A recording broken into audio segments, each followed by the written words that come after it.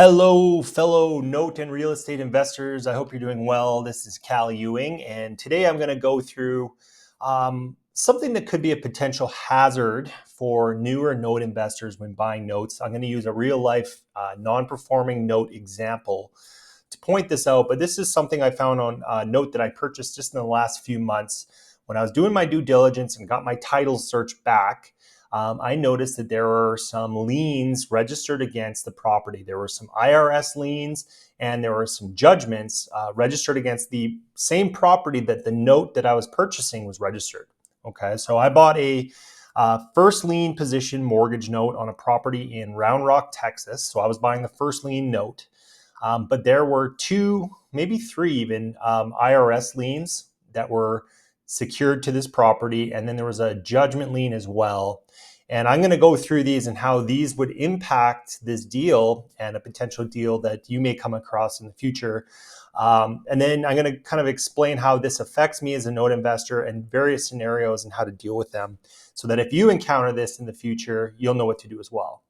So here we go. This is, again, a non-performing note on a property in Round Rock, Texas, which is a suburb, I guess you could say, of Austin, Texas. So pretty booming market over the last few years.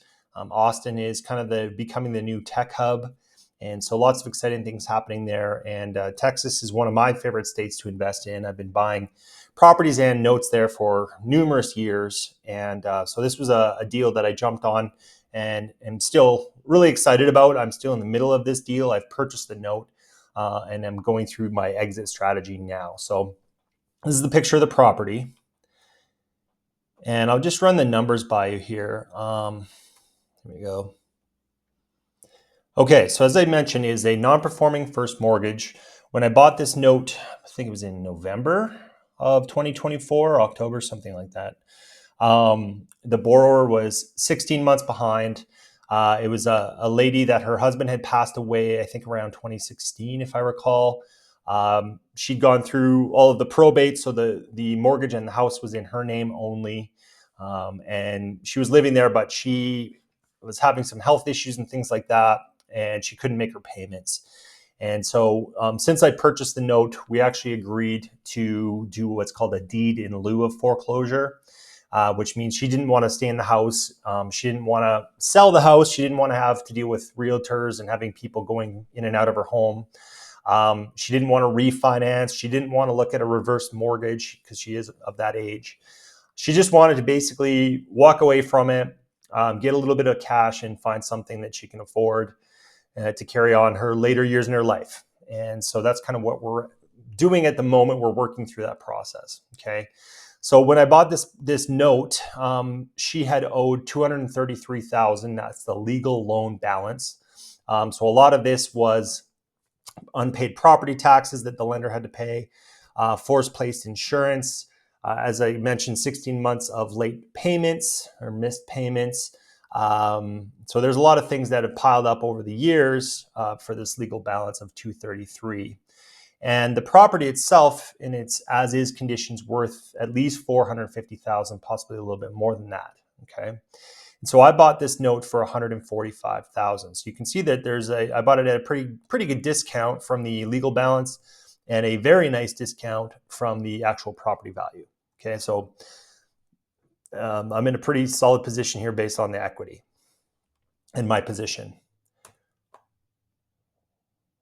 So one of the options when I was first looking at this note to purchase it was foreclosure. Okay, the borrower is behind, obviously, and in Texas you can foreclose in just a few months, so it's the fastest foreclosure state.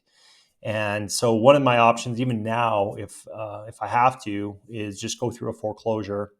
And this is the numbers and how they would look if we were ended up just foreclosing on this note. Okay, so as I mentioned, I paid $145,000 for it. The borrower owes $233,000, and so that would be our starting bid. If we took it to the foreclosure auction, we'd start the bidding at $233,000, which is 53% of the value of the home. And based on the location and the condition of the property, I don't see why it wouldn't get bid on above and beyond $233,000 at the auction, and it would just be sold off. Okay. So if that's the case, if we sell it for 233 or more at the auction, I would only be entitled to the 233. So if it sells for more, the borrower can actually claim the overage money as long as there's no other liens, okay, or the excess proceeds, anything above and beyond that 233, okay. So that money up and above, if it sells at the auction, can be claimed by the borrower. However, any lien holders that have a lien on the property or a judgment, they actually have first crack at that money. They're actually entitled to recover that money before the homeowner. Okay. So if we foreclose and sell it off, we'd get the 233, which works out to, because I paid 145, a gross profit of 88K, and that would probably be under 6 months. Okay, so nice deal there from a foreclosure standpoint.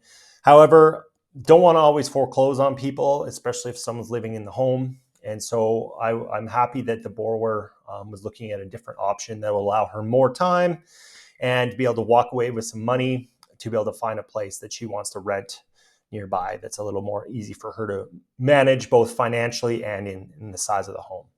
Okay. So the other option here is what we're pursuing right now at this moment when I'm recording this, and that's a deed in lieu of foreclosure. Okay. So basically, I called up the borrower once I bought the note, was discussing what she wanted to do. And I was actually trying to see if she would actually refinance the home because she has quite a bit of equity and maybe get herself into a reverse mortgage because she wouldn't have any payments to worry about at that point. But she said she didn't want any of that. She didn't want to worry about refinances and all of those things. So what we ended up negotiating is that she was going to get $75,000 cash for keys to walk away in a couple months here. And she's going to find a place to rent. And then we would forgive the 233 that she owes on that first mortgage note that we bought. Okay. So that mortgage would be forgiven. She gets 75,000 in addition to that to walk away and deed us the property in what's called a deed in lieu of foreclosure. Okay. So here's my basic numbers that I was running originally, and these could change over time. But so we bought the note for 145. We're paying the borrower 75, and then I estimate at least 15,000 in cleanout costs. Probably going to do some paint, so it might be a little bit more than that, depending on what we end up doing once she moves out. And then sell it as is. So whatever we end up doing to the home, we're going to sell it in that. We're not going to do a full remodel, excuse me, or a full reno or anything like that. We're just going to do the basics to get it desirable for a buyer, clean, fresh looking, and that's it. So if we sell it at 450, sale costs are about 33,000. So if you factor in all these costs plus sale costs, which is like realtor commissions, title insurance, etc., the profit's going to be 182,000. So really good deal from this point of view as well. And this is better for the borrower, I think, because she gets some cash, she gets more time to find a place to move and that kind of thing. Okay, so that's the basics of this deal. And I wanted to actually show you, though, and use this as an example, not so much as a case study for the deal, but some of the things I found on the title search before I purchased this note, okay? And this is where it could pertain to you if you're buying notes with liens on them, okay?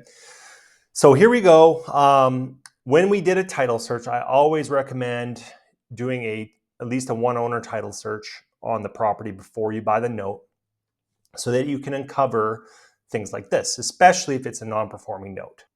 So what we have here is a federal tax lien. So this is for income taxes, I believe, that were unpaid over basically from 98 to 2005.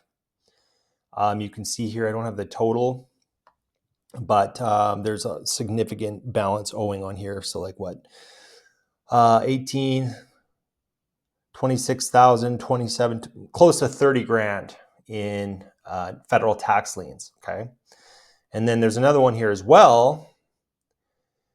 This one's even bigger. So this is from 1998 to 2006. And there's a doozy here. There's 192,000 owing from the 2006 tax year. Okay, so, and then there was a third one that had another one for like 3 grand or something. Okay, so there is a ton of money owing in federal tax liens that's been unpaid. And so what they do, the IRS, files a lien against the property so that the property cannot be sold unless they're paid off, okay? Now, how this affects a mortgage note investor is a couple ways, okay? If we were to foreclose on this borrower, then this federal tax lien would not be a worry. The foreclosing attorney would just basically have them release the tax lien from the property when the house goes through foreclosure, okay? So if the property is sold off at the foreclosure auction, the new buyer wouldn't worry about these liens. They would not stick with the property. They would be released from the property, okay? Or if we end up taking the property back after foreclosure. So that's not a very big worry in that case. If we're planning on foreclosing anyways, not a big deal, okay? If we're doing a deed in lieu of foreclosure, where the borrower, before foreclosing, deeds the lender or the note owner, so my company, deeds the property over to us in a deed in lieu, then any liens that are on that property are now my problem as the owner of the note, okay? So if we did a deed in lieu and these federal tax liens are on the property, now my property has massive tax liens, federal tax liens against it. I can't sell this property off without paying them off, okay? So that's a huge issue unless I'm planning on keeping the property long-term as a rental or something, okay?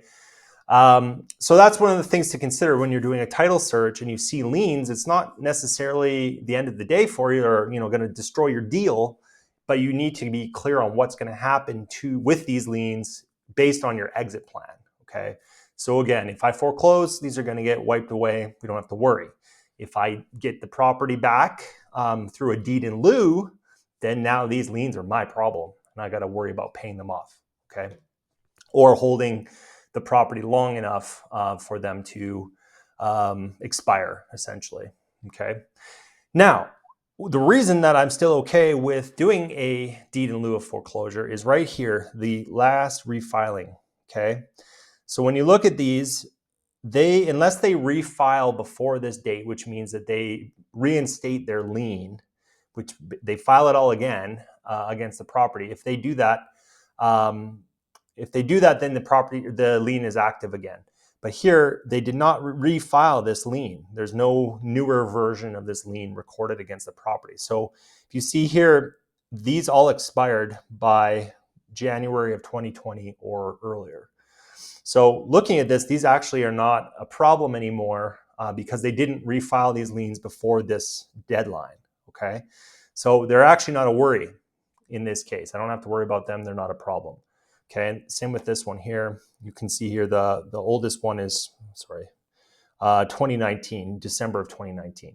Okay, so even though they still come up in the county records, they still come up in a title search, unless they manage to refile these before this deadline, you would see them in the county records.